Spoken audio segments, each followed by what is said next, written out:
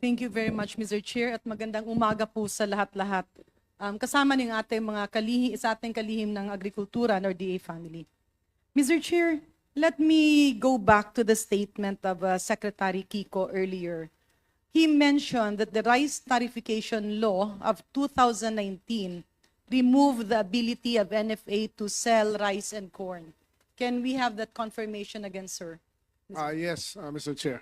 Ang ibig po sabihin nito, yung NFA nung nakaraang mga taon, notwithstanding the fact na minsan may duda tayo sa mga tao na nandoon, the situation was probably taken advantage of na parang pinasa kunyari yung rice tariffication law, pero tinanggalan sila ng power. And if we laymanize it, ang isang pakinabang supposedly ng NFA, kapag nagkakaroon ng manipulasyon ng presyo at nagkakaroon ng sabwatan, dito pumapasok yung gobyerno, direktang nakakapagbenta, serving as a competitor para walang kartel. Do I get it right, Secretary, Mr. Chair? Yes, Mr. Chair. Ang ibig sabihin, merong mga nakatagong kamay na isiningit sa isang magandang batas ang pagtanggal ng pakpak, literally crippling the Department of Agriculture and tolerating, if not supporting, the brewing and the growing cartel. Can we have this hypothesis, Honorable Secretary? I don't think na may kamay na ganun to craft this law naman.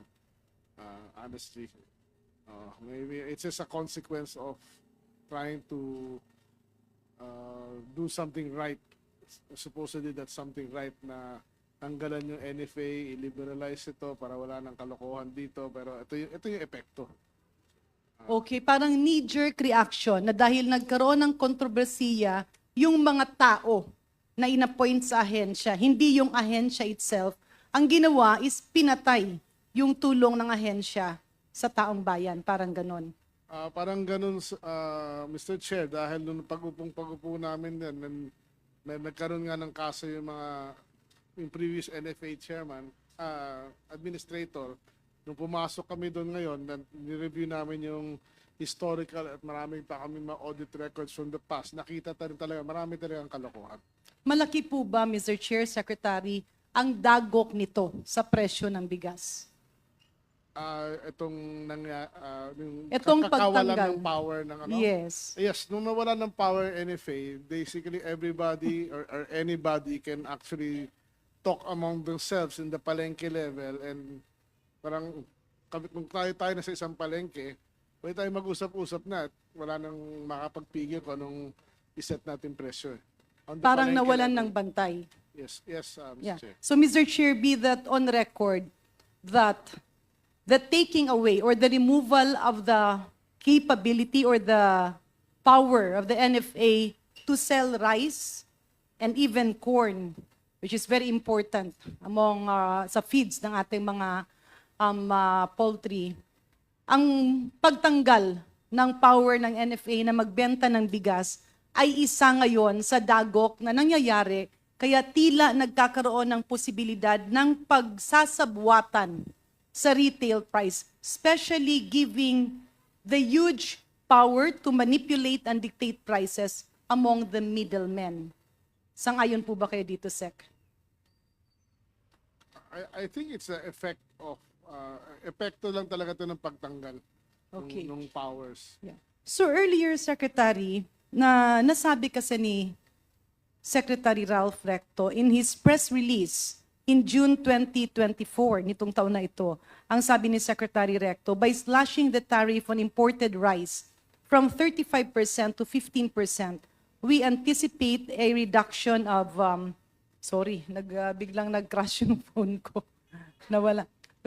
But it was released in ABS-CBN and other outlets saying that there was a 6 pesos expected decrease per kilo of rice. Pero Mr. Chair, Your Honors, sinabi naman ng Philippine Statistics Authority na ang naging epekto ay 0.44 cents lamang. Hindi nga umabot ng piso. At ang nakikita nila ay bumaba ang global price, bumaba ang landed cost, mataas ang supply as compared to the demand, pero tila hindi bumaba sang-ayon sa nararapat. Hindi man lang nangalahati. Kasi 0.44 cents as compared to 6 pesos is still very far.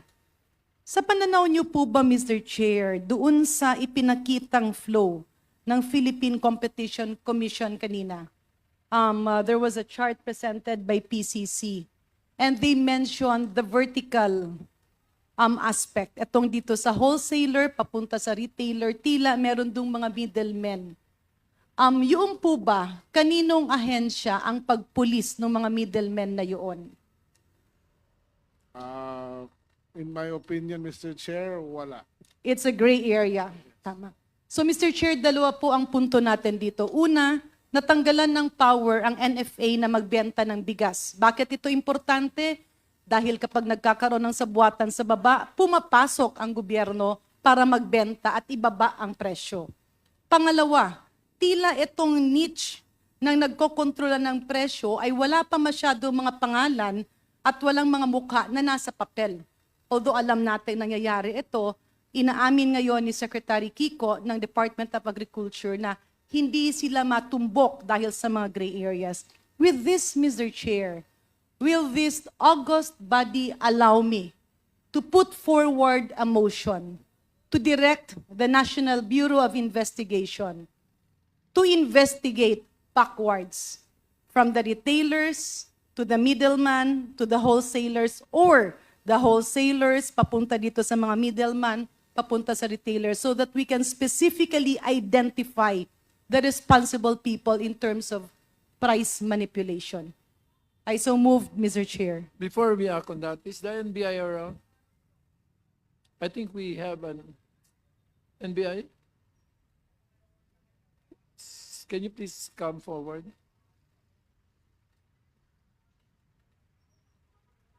Kala ko si Lola. Takot ako. Kasi kumawa eh.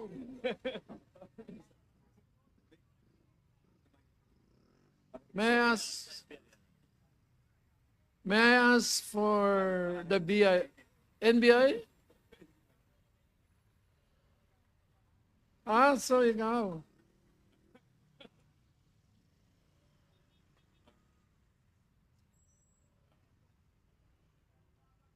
May nani ko pala. Good morning, Mr. Chair. Can you please identify yourself? I am Attorney Santiago of the Organized and Transnational Crime Divisions of the NBI. So, does it include white-collar crimes and economic crimes? Yes, Mr. Chair. Okay, so the motion can proceed. Is there Mr. any Chair, second? just a background. Okay. Very quickly, Mr. Chair, or do we hear any second before? Seconded by Lani Mercado. Are there any objections? Hearing none. So, same is approved.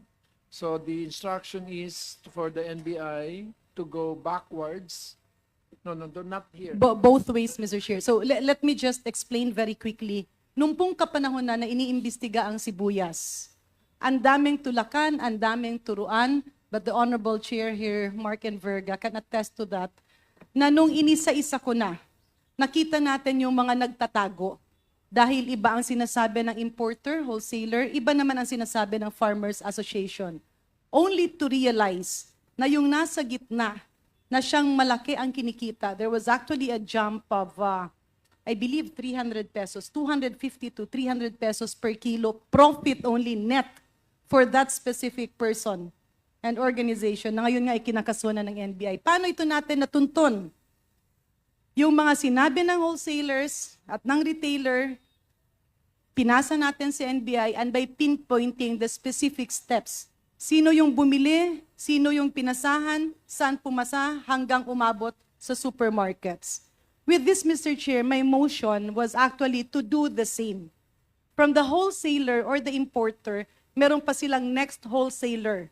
And then meron pa silang wholesaler/middleman, trader, minsan dalawa, tatlo, or trader, hanggang mapunta sa retailer. At yung retailer ay tila hindi nabibigyan ng direct na linya papunta sa totoong wholesaler kasi kontrolado nito ang mga middleman na ito. So to clarify, Mr. Chair, my motion was for the NBI to do both ways. Either retailer, backward hanggang sa source sa customs, or from the importer papunta sa retailer, indicating the price so that we can really identify whether there is price manipulation or there is unacceptable profiteering and economic sabotage at the level of the middlemen. So with that, Mr. Chair, may I move forward to my next question. As Sec Kiko, medyo nasabi nyo kanina na nag-uusap-usap, andyan yung mga retailers, tapos sasabihin nila, oo, then pagka next week, balik agad. Parang gano'n, no? So it's a case of when the cat is away, the mouse will play. Yes, Mr. Chair. So with that, Mr. Chair, with the presence of the NBI and with their possible provision of a comprehensive step-by-step report, this will allow the cat to be present most probably most of the time. Mr. Chair, how fast can we put back the capability of NFA to be a player in the market for now? Para lang masugpo ito. May we ask Sec Kiko? Nasa batas po yan, Mr. Chair. Yeah, but I was thinking, no, kasi nga batas siya, nandoon, pero pwede ba itong magkaroon ng rekomendasyon sa DA for the President probably to issue an executive order that in times, in situations where there are red flags on possible rice manipulation among the traders, the Secretary can, the President can issue an executive order to put back that power. I am not sure, ma'am, and Mr. Chair, kung pwede na hindi. You filed the bill. That's what he say. Yeah, we will, pero medyo matagal-tagal. I was just thinking na dahil nga etong panahon na ito at nakikita nga natin ang sinasabi ng World Food Program na talagang malaki ang dagok nito sa ating human capital. So can a possible executive order be an intervention to this, to just bring back that power temporarily while we are in the process of legislating such? Madam Chair, Mr. Chair, we will research. I'm not too familiar with the law if it's allowed or not. Okay. But mas maganda sa akin kung pwede yun, of course. Mr. Chair, kanina, ang dami kasi nagiging usapan. Sino ba ang nagiging controller or benchmark ng presyo ng bigas? Yung mga imported na bigas or yung local na bigas? Mr. Chair, ang majority pa rin ng bigas natin is local at 78%. So only 32% na tama? 22% ang imported. So ang main driver pa rin ng price is the local. So ang main driver... Depende magkano binili ang local price ng palay. Kasi kung ang problema nga, ang average price ng palay na binili this year is 27.45 per kilo. That is equivalent to 48 pesos and 51 centavos sa merkado na 25% broken. Yan. So kung 5% broken yan, at least 51 pesos yan. So yun yung problema, yun ang malaking problema. Janet, can you wind up? Yeah. So in other words, Mr. Chair, tila ang nangyayari, sumusunod yung imported na presyo dun sa mataas na presyo sa lokal. Hindi, ang nangyari ganito, yung Mr. Chair, nung 35% pa yung taripa, ang landed cost ng imported rice ay mas mataas. So doon sumunod ngayon yung palay price na pagbili. Tapos biglang binaba yung taripa to 15, yung landed cost naman ng imported rice mas mababa na kaysa sa procurement ng palay. Bumaba lang yung price ng palay from 30 pesos to 25 bandang September na, 3 months after yung enacted. So that's why the average price umabot pa ng 30 pesos ang palay price dito nung 35% pa yung taripa. So, sa ngayon nagbaliktad yung sitwasyon. So, ibig Mas sabihin murang nung imported ngayon, mas mahal ang local. mas murang imported, mas mahal yung local. Pero ang nangyayari, yung middleman, papunta sa retailer, gina-jack up yung presyo para maging kapareho nung local produce. Yes. Kaya in effect, yung pagbagsak ng taripa ay nawala din yung benepisyo. May Yung- konting minimal minimal yung Naging benepisyo. minimal. Yung 6 pesos But naging sinecheck 50 ko rin cents. na Mr. Chair na nung panahon din na yon in-announce yung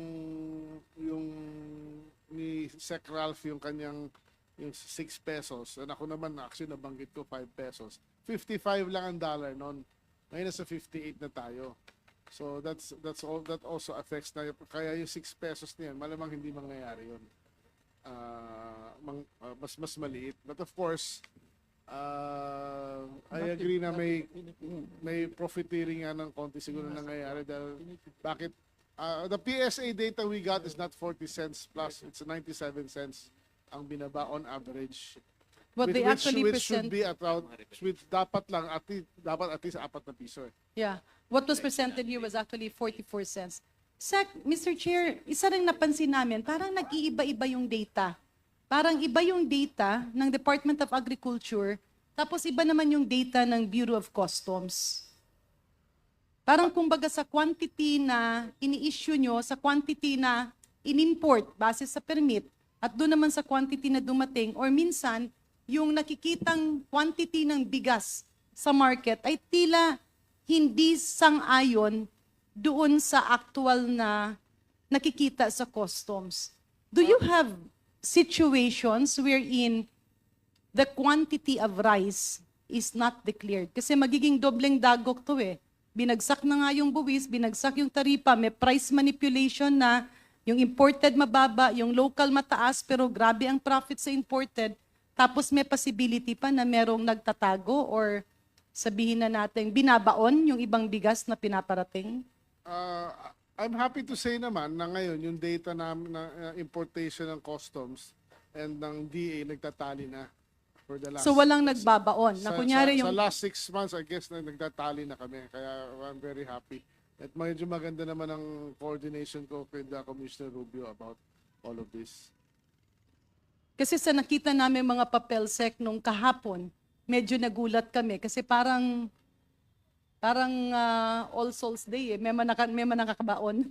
Yung ang tingin ko yung binabanggit niyo sa SPSIC. Yung SPSIC kasi, ang problema talaga is there's no limit na pwedeng applyan ng isang tao. You can apply for 10 million tons eh. No, we cannot stop it. Kung hindi disapprove namin, maaarta pa kami. Kasi may nakalagay doon, pag di namin inaksyonan ng 7 days, deemed approved. So there's no way for us to control yung application. Ang ginawa nilang namin is lagyan namin ng time na mag-expire. No, yun na lang ang nagiging paraan namin doon para ma-trash out lahat mas mabilis. But there's any Tom, Dick, and Harry or anyone can actually apply for SPSIC and get it. But the quantity arriving is exactly what is being declared. The problem there is, Mr. Chair, ang raming SPSIC ang naka-apply, bago darating ang barko, bago ship out ngayon ng barko, pipiliin nila ano lang gagamitin nila. So ngayon yung ginamit nilang SPSIC tsaka yung nakadeklara ngayon na dumarating sa customs, ngayon pareho na. Dati hindi. Ano yung implication kapag hindi pareho? May smuggling dati. At ngayon wala nang smuggling. Tingin ko halos wala na. Kasi kung In bulk. kailan po nahinto or na-minimize yung smuggling? Early this year, Madam Chair, Mr. Chair, tingin ko by March na ayos na namin. We created a new policy. Ang dati kasi, pagdating ng barko dito, meron mga unscrupulous people, dinideclare lang 40%, yung 60% hindi. Tapos pag nahuli sila, ilalabas nila lahat ng SPSIC. So, sorry, Mr. Chair, Sec. 40%, ibig sabihin, kunyari, meron silang,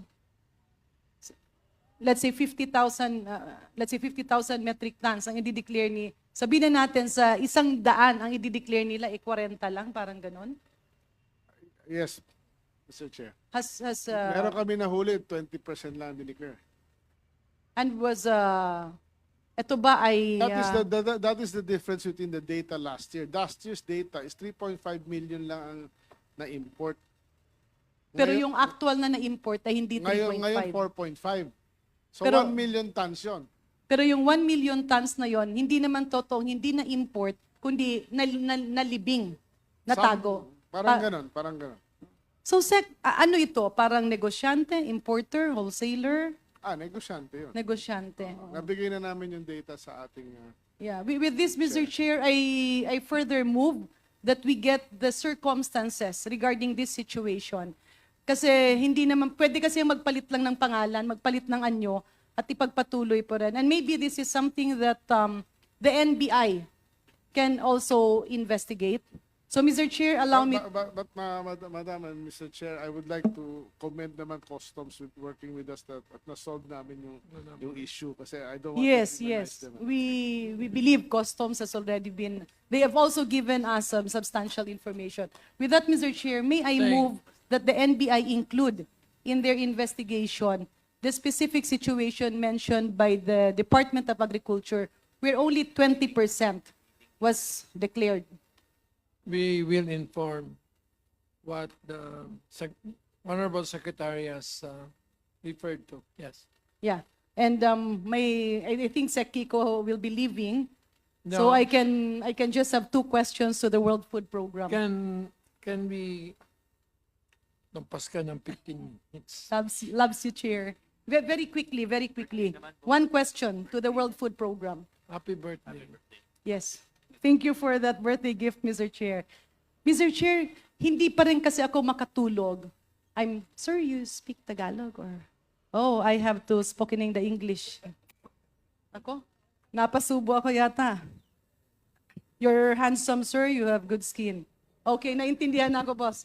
Mr. Chair, I still can't accept the report we had on the first Quintacom, which actually pointed the huge malnutrition in our country. And I'm not proud because I'm from Western Visayas together with our co-chair, the Honorable Biron, where Western Visayas was pointed as number 1 in stunting and malnutrition. And the good representative from the World Food Program presented a very comprehensive reason why this was happening. Because the first 1,000 days and even the first 8,000 days from pregnancy up to 2 years old, the nutrition is not that good. And you presented food, meals, breastfeeding was not included there. May I ask, how important is clean water in this picture? Thank you. Yes, clearly clean water, sanitation, there's several factors that go into nutrition. It's not only availability of food, it's also dietary diversity. So the segment that I spoke to was specifically for school-age children. So clearly, though, in the first 1,000 days strategy, exclusive breastfeeding for the first 6 months in particular, and continued breastfeeding after is also. But how an important is clean water in the issue of nutrition, stunting, and even wasting? Yep, it's critical. Again, nutrition is a multifaceted aspect, so it's access to food, it's availability of food, it's dietary diversity, it's water, Will it's you agree with me education. that even if food was available, but if we have dirty water resulting to diarrhea, the nutritious and the elements of good food is lost? Yes, I would agree. Will you agree with me also, Mr. Chair, that even if we feed them with food, but we have dirty water in our country, not to mention the fact that our people are paying for it, the food that's going inside is going out, and the impact of stunting and malnutrition is irreversible? So I would look at that to two ways. I think what you're saying is correct, but the same applies in the opposite direction. So if you have clean water, but you don't have dietary diversity, if children are only eating rice or they're eating processed foods or junk foods, you'll have the same They should problem. go together. They should go together along with education and behavioral change as well. Their relationship is more than that of a husband and a wife. No, they're inseparable. In case my wife is answering, I will defer that one for later. So with this, Mr. Chair, klarong-klaro po, nakaakibat dun sa murang pagkain ang malinis na tubig. Kasi maski anong pagkain ang ating pag-usapan, kung yung tubig sa ating palibot na binabayaran ni Juan at ni Maria ay kulay putik, kulay tsokolate, o kulay iced tea, sayang pa rin ang lahat ng ginagawa ng gobyerno. So Mr. Chair, may I reiterate my appeal last night that while we quest for affordable food, let us also quest for not only affordable water, but clean and humane water. Thank you, Mr. Chair. Thank you. It will be part of the major recommendations of the committee. And thank you very much. Your birthday privilege has ended.